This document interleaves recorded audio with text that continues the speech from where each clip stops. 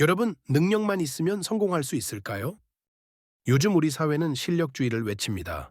능력만 있으면 출신이 어디든 배경이 없든 성공할 수 있다고 말이죠. 하지만 현실은 어떻습니까? 실력이 뛰어나도 조직 정치에 휘말리고 윗사람의 눈밖에 나면 하루아침에 버림받는 경우를 우리는 얼마나 많이 봐왔습니까? 자, 오늘 꿀탱크 TV는 여러분을 무려 900년 전 고려시대로 안내하겠습니다. 그곳에는 역사상 최강의 무력을 자랑했던 한 사나이가 있었습니다. 그의 이름은 척중령. 고려사에 기록된 그의 무공은 이성계와 견줄 정도였습니다. 단신으로 적진에 뛰어들어 적장을 베고 포위된 아군을 구출하는 모습은 마치 영화 속 장면 같았습니다. 하지만 이 무적의 영웅은 결국 비극적인 최후를 맞이합니다. 그 이유가 무엇일까요? 실력이 부족해서였을까요? 아닙니다. 오늘 우리가 함께 살펴볼 척중영의 이야기는 단순한 영웅담이 아닙니다. 이것은 능력과 야심, 충성과 배신 사이에서 갈등하다 결국 파멸한 한 인간의 기록이며 동시에 역사가 우리에게 반복해서 들려주는 냉혹한 교훈입니다.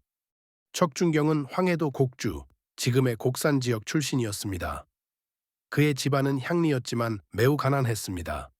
너무 가난해서 공부조차 할 수 없었던 척중영은 동네 무례배들과 어울리며 하루하루를 보냈습니다. 그는 서리, 즉 하급 관리가 되고자 했으나 그마저도 실패했습니다. 그런 그에게 기회가 찾아온 것은 우연이었습니다. 훗날 숙종으로 즉위하는 계림공의 종자로 들어가게 된 것이죠. 이후 추밀원 별가라는 하급 관리 자리를 얻었지만 여전히 평범한 인생이었습니다. 하지만 역사는 때로 평범한 사람에게 비범한 무대를 제공합니다. 1104년 숙종 9년 동북쪽에서 거대한 폭풍이 몰려오고 있었습니다. 해올빈 일대의 여진족 완안부가 세력을 키우며 고려의 국경을 위협하기 시작한 것입니다. 그해 2월 고려군과 여진족의 첫 충돌이 일어났습니다. 문하시랑 평장사 임간이 이끄는 고려군은 정주에서 여진족과 맞붙었습니다. 하지만 결과는 참담했습니다. 훈련되지 않은 군사들은 여진족의 맹공 앞에 속수무책으로 무너졌고 총사령관 임간은 전사했으며 고려군의 대부분이 목숨을 잃었습니다. 바로 이 순간 역사의 전면에 한 사나이가 등장합니다. 당시 교위였던 척중영은 준민, 덕린과 함께 단 3명으로 적진에 돌입했습니다. 임간에게서 전마와 갑옷을 받은 척중영은 여진족 기병대를 향해 홀로 돌진했습니다. 여진족의 창에 베이면서도 그는 멈추지 않았습니다. 적진 한가운데를 뚫고 들어가 적장 1명을 베어 죽였습니다. 후퇴하는 길에 배겨 명의 여진 기병이 그를 추격했습니다. 하지만 척중영은 다시 한번 숲으로 들어가 추격하는 적장 1명을 활로 쏘아 죽였습니다. 성까지 퇴각하자 성벽에서 대상 인점이 또 다른 적장 1명을 죽였고 지휘관을 잃은 여진족은 혼란에 빠져 퇴각했습니다. 척중영의 이 무용 덕분에 전멸 위기의 고려군은 겨우 목숨을 건질 수 있었습니다. 이 전공으로 척중영은 천우위녹사참 군사라는 정식 관직을 받았습니다. 가난한 무렵의 출신이 단 한 번의 전투로 국가의 영웅이 된 것입니다. 임간에 이어 파견된 윤관마저 여진족에게 대패를 당하자 고려 조정은 본격적인 전쟁 준비에 나섰습니다. 별무반이라는 특수부대를 조직하여 젊은 남자 대부분을 군사훈련에 동원했습니다. 그런데 척중영에게 위기가 찾아왔습니다. 어떤 이유에서인지 그는 감옥에 갇히게 되었습니다. 고려사에는 그 이유가 명확히 기록되어 있지 않지만 하급 관리가 감히 상관에게 요구를 했다는 괘씸죄 혹은 누군가가 그의 공을 시기하여 모함했을 가능성이 높습니다. 이때 그를 구해준 사람이 바로 윤관이었습니다. 윤관은 척중영의 재능을 알아보고 그를 옥에서 꺼내 자신의 휘하로 받아들였습니다. 이 만남이 척중영의 인생을 완전히 바꾸게 됩니다. 1107년 예종 2년 12월 17만 명의 고려군이 여진 정벌에 나섰습니다. 척중영은 중군 병만옥사로 윤관을 따라 출정했습니다. 고려군은 석성에 도달했습니다. 그곳에는 여진족이 성문을 굳게 걸어 잠그고 완강하게 농성하고 있었습니다. 해가 기울어 가는데도 성은 함락되지 않았습니다. 이때 윤관이 척중영을 불렀습니다. 해가 저물면 일이 급하게 될 것이니 네가 이관진 장군과 함께 여진족을 공격하라. 척중영은 대답했습니다. 제가 일찍이 장주에서 잘못을 저질러 죄를 지었는데 공께서 저를 장사라고 하시며 조정에 용서해 주실 것을 청하셨습니다. 만약 이번에 공을 세우지 못한다면 어찌 얼굴을 들고 공을 벨 수 있겠습니까? 그리고 그는 갑옷을 입고 칼과 방패를 들고 홀로 성벽을 기어 올랐습니다. 상상해 보십시오. 수천 명의 여진족이 지키는 성벽을 단 한 사람이 올라가는 모습을. 화살이 빗발치고 돌이 떨어지는 그 아비규환 속에서 척중영은 성벽 위로 올라가 여진족 추장 서너 명을 직접 베어 죽이고 성문을 열었습니다. 이 광경을 본 고려군의 사기는 하늘을 찔렀습니다. 일제히 공격을 가한 고려군은 석성을 함락시켰고 그날 여진족 10,000명의 목을 베었으며 3,230명이 항복했습니다. 이 전공으로 척중영은 비단 30피를 하사받았습니다. 하지만 척중경의 전설은 여기서 끝나지 않았습니다. 1108년 윤관과 오연총이 정예 8,000명을 이끌고 가한촌 병목의 좁은 길로 진군했습니다. 그런데 여진족이 숲속에 매복해 있다가 기습 공격을 가했습니다. 순식간에 고려군은 겹겹이 포위되었고 총사령관 윤관의 목숨이 위태로운 상황이었습니다. 이때 척중영은 겨우 10여 명의 군사만을 이끌고 포위망을 뚫고 들어가려 했습니다. 동생 척준신이 만류했습니다. 지금 적진이 너무 견고해 도무지 깨뜨릴 수가 없으니 헛되이 죽는 게 무슨 이득이겠습니까? 척준경은 동생에게 이렇게 말했습니다. 니오는 돌아가서 연로하신 아버지를 모셔라. 나는 나의 몸을 나라에 바쳤으니 의리상 그만둘 수 없다. 그리고 그는 큰 소리로 외치며 적진으로 돌진했습니다. 순식간에 여진족 10여 명이 그의 칼 아래 쓰러졌습니다. 때마침 이관진과 최홍정이 원군을 이끌고 도착해 포위를 풀었고 척중영은 도망치는 적을 추격하여 36명을 더 베었습니다. 간신히 목숨을 건진 윤관은 척중영의 손을 잡고 눈물을 흘리며 말했습니다. 지금부터 나는 너를 아들로 여길 것이니 너도 나를 아버지처럼 여겨라. 고려사를 보면 척중영의 무공담은 이 외에도 수없이 많습니다. 밤에 줄에 매달려 성벽을 내려가 구원군을 이끌고 온 이야기, 홀로 수만 명의 여진군과 맞서 싸운 이야기.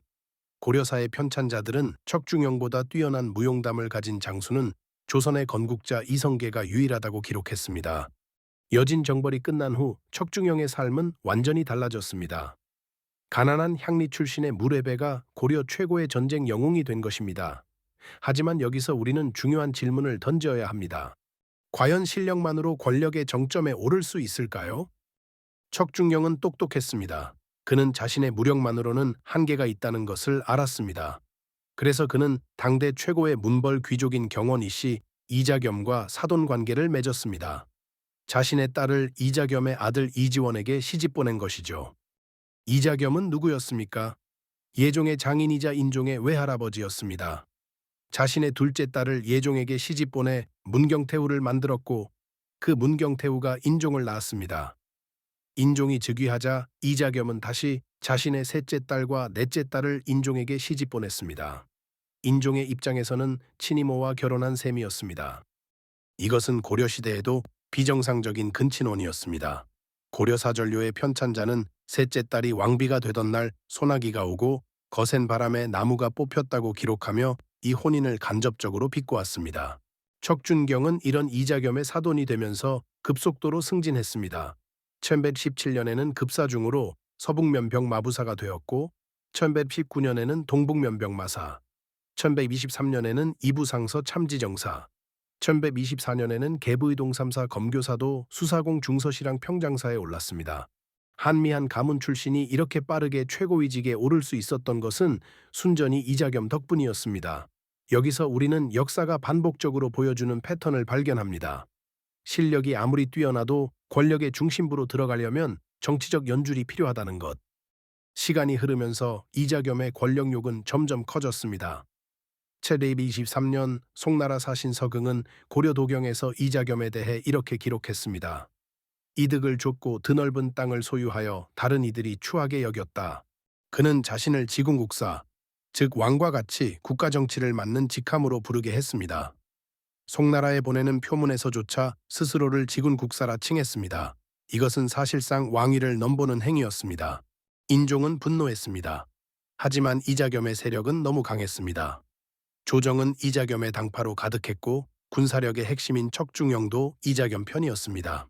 1126년 인종 4년 2월 25일 인종의 측근인 내시 김찬, 안보린, 동지추밀원사 진옥연, 상장군 최탁, 오탁, 대장군 권수, 장군 고석 등이 마침내 움직였습니다. 그들은 저녁 어둠이 내릴 무렵 군사를 이끌고 궁궐로 진입했습니다. 하지만 그들의 계획에는 치명적인 결함이 있었습니다. 척중영의 군사력을 제압할 방법이 없었던 것이죠. 그들은 궐에 있던 척중영의 아들 척순과 동생 척준신을 죽이고 그 시체를 궁성 밖으로 던졌습니다. 그리고 봉호를 폐쇄했습니다. 이자겸파의 신하학문이 몰래 궁성을 넘어 지회에게 알렸고 지호는 곧장 이자겸에게 변란을 보고했습니다. 이자겸은 당황했습니다. 왕당파가 먼저 공격할 줄은 꿈에도 생각하지 못했던 것입니다. 이자겸은 급히 장남 이지미, 척중영, 그리고 자신의 당파 소속 신하들을 의친궁으로 불러 대책을 의논했습니다. 결국 그들은 군사를 동원하기로 결정했습니다. 척중영이 군사를 이끌고 궁궐을 공격했습니다. 처음에는 왕당파가 저항했으나 척중영의 군사력 앞에서는 속수무책이었습니다. 상장군 최탁, 오탁, 대장군 권수, 장군 고석 등이 차례로 죽임을 당했습니다. 이자겸의 군사들은 궁궐에 불을 질렀습니다. 고려의 중심이었던 영영궁이 화염에 휩싸였습니다. 인종은 금족되었고 이자겸은 사실상 왕이 되었습니다. 하지만 여기서 우리는 한 가지 흥미로운 사실을 발견합니다. 고려사 이자겸 열전을 보면 이자겸이 먼저 난을 일으킨 것이 아니라 인종이 먼저 이자겸 제거를 시도했고 이에 대한 반격으로 난이 발생했다는 것입니다. 즉 누가 먼저 칼을 빼느냐에 따라 역사의 해석은 완전히 달라질 수 있다는 것이죠. 하지만 인종에게는 한 명의 뛰어난 책사가 있었습니다. 내의군 기소감 최사전이었습니다. 최사전은 인종에게 말했습니다. 이자겸과 척중영을 갈라놓으면 됩니다. 척중영은 무인입니다. 충의로 움직이는 사람이죠. 그에게 이자겸의 신의 없음을 알려주십시오. 실제로 이자겸과 척중영 사이에는 균열이 생기고 있었습니다. 척중영은 이자겸을 따라 난을 일으켰지만 자신의 아들과 동생이 죽은 것은 잊지 않았습니다. 또한 이자겸이 점점 더 왕위를 넘보는 모습에 불안을 느꼈을 수도 있습니다. 1126년 5월 20일 결정적인 순간이 찾아왔습니다. 인종은 직접 쓴 쪽지를 중관을 통해 척중영에게 전달했습니다. 그 내용은 이러했습니다. 오늘 숭덕부군이 병사를 끌고 와 정악 북쪽에서 침전의 문을 부수려 한다. 짐이 만약 피해를 입는다면 내 덕이 모자라서 그런 것이다. 단지 내가 아파하는 것은 태조가 업을 세우고 역대 왕들이 서로 이어왔는데 과인의 때에 이르러 다른 성씨가 왕조를 바꾸려 하는 것이다. 이는 오로지 짐의 죄뿐만 아니라 보상 대신들도 심히 부끄러워할 일인 것이다. 이 쪽지는 척중영을 깊이 고민하게 만들었습니다. 여진 정벌 때 목숨을 걸고 고려를 지켰던 그가 이제 고려 왕조를 멸망시키는데 앞장서야 한단 말입니까? 며칠 후 척중영은 결단을 내렸습니다. 그는 군사를 이끌고 이자겸의 집으로 갔습니다. 그리고 이자겸과 그의 처자들을 체포하여 팔관보에 가뒀습니다. 장군 강호와 고진수 등 이자겸의 핵심 인물들을 베었습니다. 인종은 척중영의 호위를 받으며 천복전으로 나왔습니다. 이자겸의 난은 이렇게 끝났습니다. 여기서 우리는 질문을 던져야 합니다. 척중영의 이 선택은 배신이었을까요? 아니면 충성이었을까요? 이자겸 입장에서는 명백한 배신이었습니다. 사돈이자 오랫동안 함께 권력을 누렸던 척중영이 등을 돌린 것이니까요. 하지만 인종과 고려 왕조의 입장에서는 충성이었습니다. 왕조를 지켜낸 것이니까요. 그런데 고려사를 자세히 보면 흥미로운 기록이 있습니다. 척중영이 이자겸을 배신한 이유는 이지연의 비난 때문이 아니라 인종이 이자겸을 외면했기 때문이라는 것입니다. 즉 척중영은 냉정하게 계산했던 것입니다. 이자겸의 권력 원천은 왕이었는데 왕이 그를 버린 상황에서 이자겸이 권력을 유지할 수 없다고 판단한 것이죠. 이것은 척중영이 감정이 아닌 이성으로 의리가 아닌 권력의 논리로 움직였음을 보여줍니다. 이자겸의 난을 진압한 척중영은 고려 최고의 권력자가 되었습니다. 이자겸과 그의 처는 영광으로 유배되었고 왕비였던 이자겸의 딸들도 모두 폐위되었습니다. 척중영은 현모 안사공신이라는 공신호와 높은 관작을 받았습니다. 하지만 이것이 끝이 아니었습니다. 권력의 정점에 오른 척중영은 오만해졌습니다.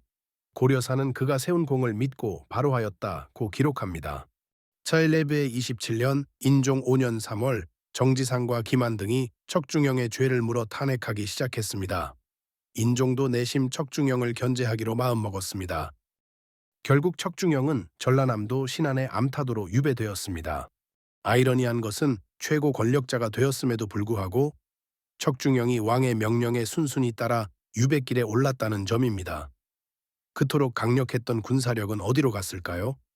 모종의 이유로 궁원을 빼앗겼거나 홀로 인종에게 직접 반기를 드는 행동은 하지 못했을 가능성이 높습니다. 척준경의 정치적 삶을 보면 주체적으로 무언가를 도모한다기보다는 어떤 리더의 지도에 움직이는 경우가 많았습니다.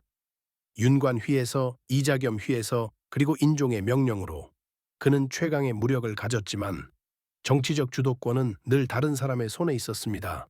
이듬해 인종은 그래도 척중영이 자신을 구한 공을 생각하여 그를 고향인 곡주로 옮겨주었고 처자식들에게 척중영이 가지고 있던 직전을 돌려주라는 명을 내렸습니다. 처셈 44년, 인종 22년, 척중영은 유배지에서 등창으로 사망했습니다. 그의 나이와 정확한 사망 상황은 역사에 기록되지 않았습니다. 한때 고려를 구한 영웅이었던 그는 이렇게 조용히 역사 속으로 사라졌습니다. 흥미롭게도 척중영에 대한 당대의 평가는 엇갈렸습니다. 고려사는 그를 반역 열전에 실었습니다. 이자겸과 함께 난을 일으켜 궁궐을 불태운 역적이라는 것이죠. 하지만 고려시대 문인 김자희는 시를 통해 척중영이 죄 없이 인종에 의해 토사구팽식으로 억울한 처벌을 받았다고 말했습니다. 이 시는 고려 무신정권기의 대표적인 문인 이인로의 파한집에 실렸는데 이것은 고려의 지식인들 중 상당수가 척중영이 억울하게 당했다고 생각했음을 보여줍니다. 더욱 놀라운 것은 고려사 세가 인종 24년 2월 병진일의 기록입니다. 무당들이 척중영의 원혼이 저주를 내렸다고 말하므로 척중영을 문화시랑 평장사로 추복하고 그 자손을 불러다가 벼슬을 주었다. 이것은 당시 민중들 사이에서도 척중영이 억울하게 죽었다는 인식이 널리 퍼져 있었음을 보여줍니다. 심지어 인종조차 그의 원혼을 두려워했다는 것이죠. 그렇다면 척중경은 정말로 반역자이고 간신이었을까요? 아니면 죄 없이 억울하게 토사구팽을 당한 것일까요? 역사의 기록은 승자가 쓰는 것입니다. 조선시대에 편찬된 고려사는 척중영을 역적으로 규정했지만 당대를 살았던 사람들의 기록과 민중의 인식은 달랐습니다. 이것은 우리에게 역사를 읽을 때 다층적인 시각이 필요함을 알려줍니다. 척중경의 삶은 비극으로 끝났지만 그가 역사에 남긴 영향은 컸습니다. 첫째, 그를 탄핵한 공로로 정지상은 정계의 중심 인물로 성장했습니다. 정지상은 서경 천도론의 중심 인물이 되어 묘청의 난으로 이어지는 정치적 격변의 주역이 됩니다. 둘째, 여진 정벌 등의 전공으로 세력을 이루었던 무신들은 척중영의 몰락 이후 문신들의 견제로 정계에서 밀려났습니다. 최고전쟁 영웅 척중영마저 숙청당하자 많은 무신이 대립하다가 숙청당했고 한동안 무신들의 권력 공백 상태가 이어졌습니다. 이것은 역설적이게도 후일 무신정변의 원인이 되었습니다. 1170년 정중부와 이의방을 중심으로 한 무신들이 정변을 일으켜 의종을 폐위시키고 권력을 장악한 것이죠. 재미있는 것은 척중영이 밟았던 승진 코스가 무신정변 이후 무신들이 대체로 밟았던 승진 코스였다는 점입니다. 척중영은 비록 비극적으로 끝났지만 후대 무신들에게는 하나의 롤모델이었던 것입니다. 여러분, 오늘 우리는 900년 전 고려시대의 한 무인, 척중영의 파란만장한 삶을 함께 살펴보았습니다. 가난한 무례바의 출신에서 고려 최강의 전쟁 영웅이 되고 권력의 정점에 올랐다가 결국 유배지에서 쓸쓸히 생을 마감한 그의 이야기. 이것은 단순히 한 개인의 성공과 몰락이 아닙니다. 역사는 우리에게 반복적으로 같은 교훈을 들려줍니다. 첫째, 능력만으로는 부족합니다. 척중영은 분명 고려 최강의 무력을 가졌습니다. 하지만 그것만으로는 권력의 중심부에 들어갈 수 없었습니다. 이자겸과의 정략적 혼인, 즉 정치적 네트워크가 필요했습니다. 둘째, 권력의 논리는 냉혹합니다. 척중영은 이자겸을 배신했습니다. 하지만 그것은 감정이 아닌 이성적 판단이었습니다. 권력의 원천인 왕이 이자겸을 버렸으니 이자겸도 버려야 한다는 계산이었죠. 그리고 인종도 마찬가지였습니다. 척중영이 자신을 구했지만 그가 너무 강해지자 버렸습니다. 셋째, 공을 세웠다고 안심할 수 없습니다. 토사구팽이라는 말이 있습니다. 토끼 사냥이 끝나면 사냥개를 삶아 먹는다는 뜻이죠. 척중영은 이자겸을 제거하고 왕조를 구했습니다. 하지만 그 공로는 오래가지 못했습니다. 권력자에게 위협이 되는 순간 과거의 공은 아무 의미가 없었습니다. 넷째, 역사의 평가는 시대에 따라 달라집니다. 고려사는 척중영을 역적으로 규정했지만 당대의 지식인과 민중은 그를 억울하게 죽은 영웅으로 여겼습니다. 누가 역사를 쓰느냐에 따라 같은 인물도 영웅이 될 수도 역적이 될 수도 있습니다. 오늘날 우리 사회는 어떻습니까? 능력주의를 외치지만 실상은 학벌과 인맥이 더 중요합니다. 조직에 큰 공을 세워도 윗사람의 눈밖에 나면 하루아침에 버림받습니다. 충성과 배신의 경계는 항상 모호하며 누가 이기느냐에 따라 평가가 달라집니다. 역사는 정말로 반복됩니다. 900년 전 고려시대의 척중영이 겪었던 일들이 오늘날에도 다른 이름으로 다른 모습으로 되풀이되고 있습니다. 우리는 역사로부터 무엇을 배워야 할까요? 척중영처럼 뛰어난 능력을 갖추되 그것만으로는 부족함을 인정해야 합니다. 권력의 냉혹한 논리를 이해하되 그 속에서도 자신의 원칙을 지켜야 합니다. 그리고 무엇보다 역사를 배우며 같은 실수를 반복하지 않도록 경계해야 합니다. 다음 시간에는 또 다른 역사의 단면을 함께 들여다보며 현재를 살아가는 우리에게 필요한 지혜를 찾아보겠습니다. 꿀탱크 TV였습니다.